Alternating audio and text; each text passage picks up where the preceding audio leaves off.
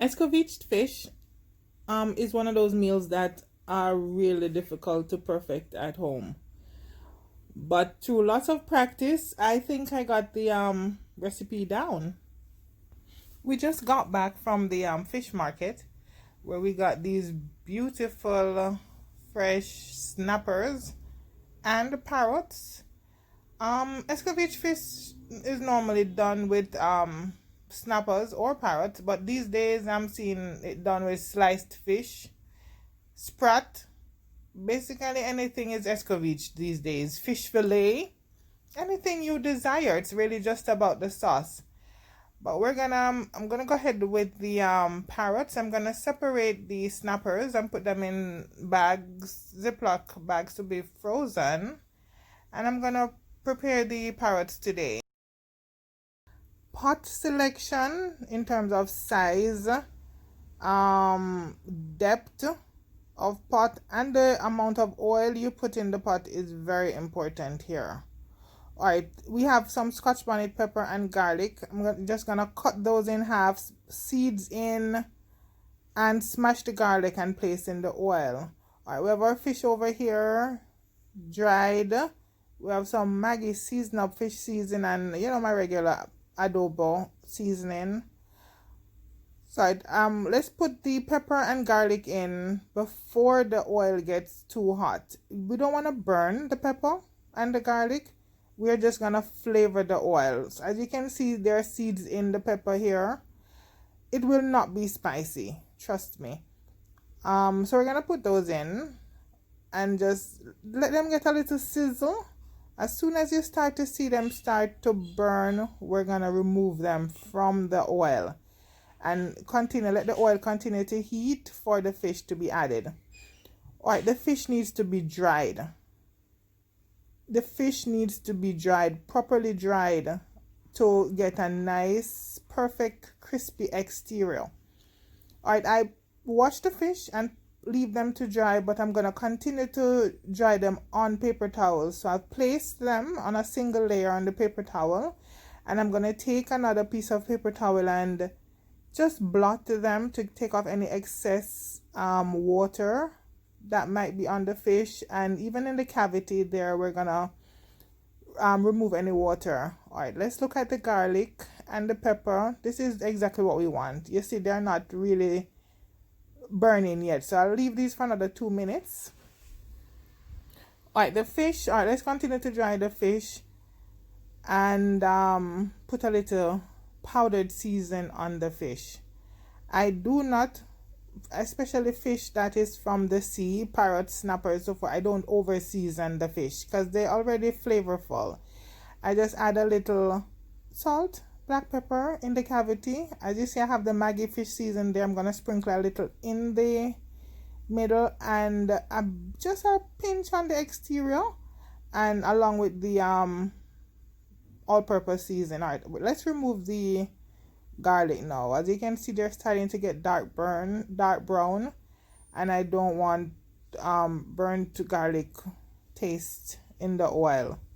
So we're gonna use a slotted spoon to remove those. The flame is on medium high heat at the moment, so the oil is gonna get hot pretty quick. It's gonna be steaming, screaming hot very quick, so you need to work fast. If it is you're new to the kitchen or slow in the kitchen, you're gonna want to prepare your fish, season them and put them aside before you start to get the oil hot, right? I actually know the steps here, so I'm just doing everything 1, 2.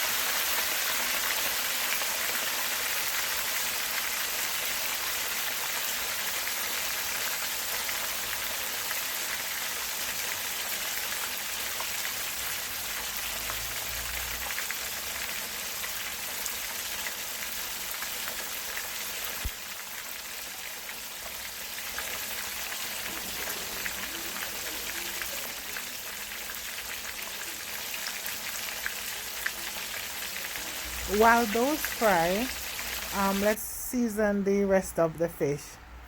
Let me add the bone in whole fish like those. Will take on average about 8 to 15 minutes to fry completely.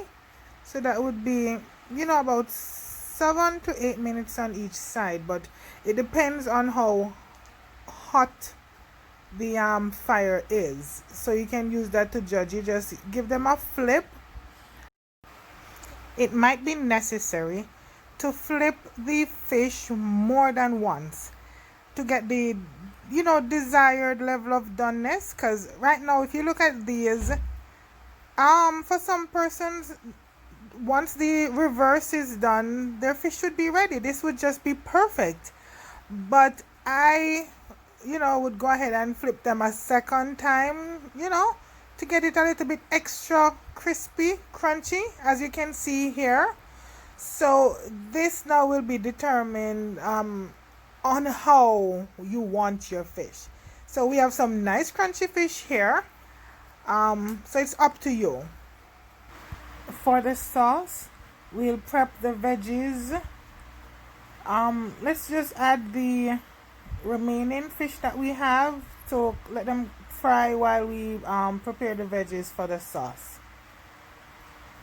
So remember, pay attention to the amount of oil that is in the pan and the sizzle.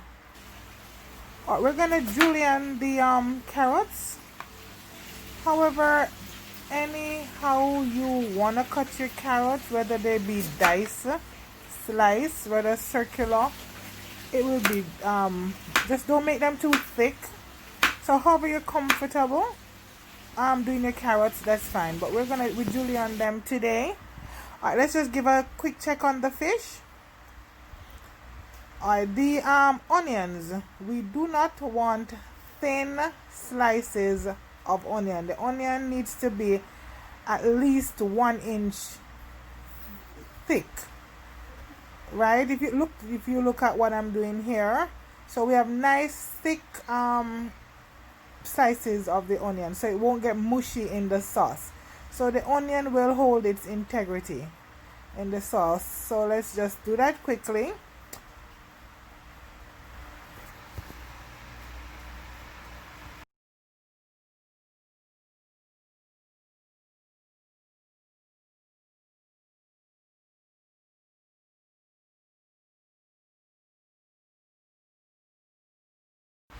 For the bell peppers, you need thin slices. So here we have our veggies waiting to be a part of the sauce, and our fried fish all done on absorbent paper towel, waiting on the sauce also.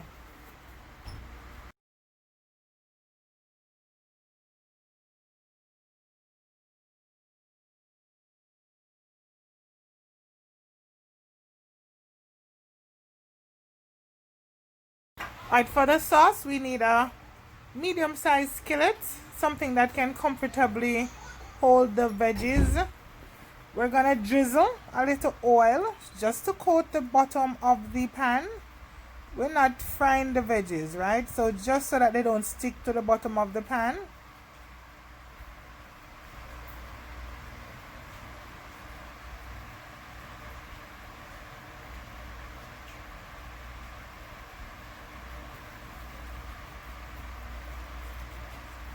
We're gonna add our veggies now. The fire should not be too high at this point. A medium low should be good. We just combine, give a quick toss. I am gonna add a little all-purpose season here, just a pinch, like literally a pinch, something like 1/4 teaspoon.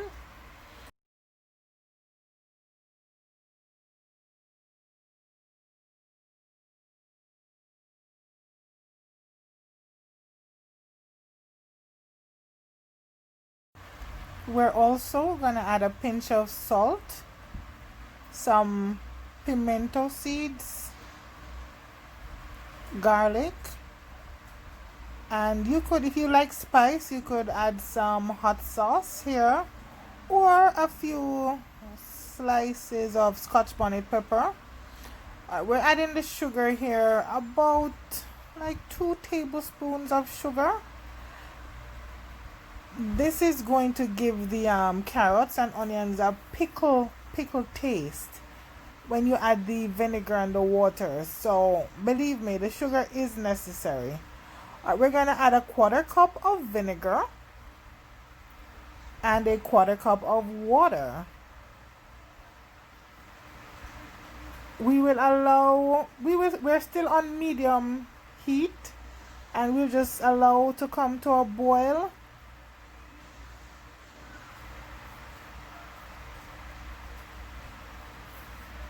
Give a quick toss, and we will let this boil for maybe another 3 minutes or so. We don't want it to reduce too much.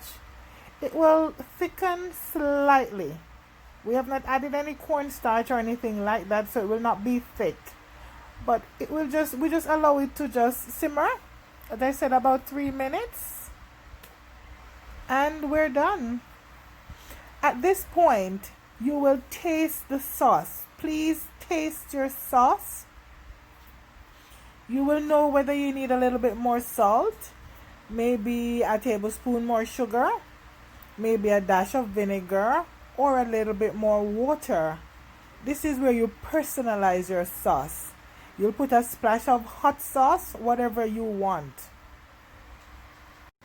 I went ahead and made some fries for the girls, because they would enjoy their meal better with the fries, so I went ahead and did that. And then for us, we had our festival with ripe plantains and our delicious Escoveiched sauce on our fish. So thank you so much.